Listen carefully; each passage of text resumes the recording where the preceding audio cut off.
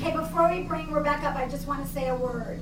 The first edition of Life on the Lower East Side came out in the fall of 2006. And of course, we had a wonderful party that evening, too. That was almost 4 years ago. My mission as a historian has always been to document, analyze, and comment on what changes and what remains the same over time. So let me say a few words about that. In the fall of 2006, Life on the Lower East Side was in its first edition. Now it is in its third and has been issued in paperback. Then we had a bad president. Now we have a good one. Then the city section existed of the New York Times. Now it no longer does.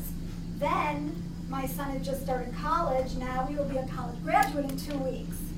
Then I had recently finished my second documentary. Now I finished my third, Sweatshop Cinderella, which Amanda mentioned will be here on June 8th.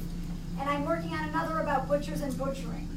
In fact, the inspiration began here at the Tenement Museum when Amanda asked me to introduce a tenement talk by Essex Street Market butcher Jeffrey Ruhalter last summer. One thing that hasn't changed are the wonderful photographs that Rebecca took of this neighborhood during the 1930s and 40s. Although that's exactly what is so wonderful about them, that she documented both change and continuity in several decades that began more than 70 years ago.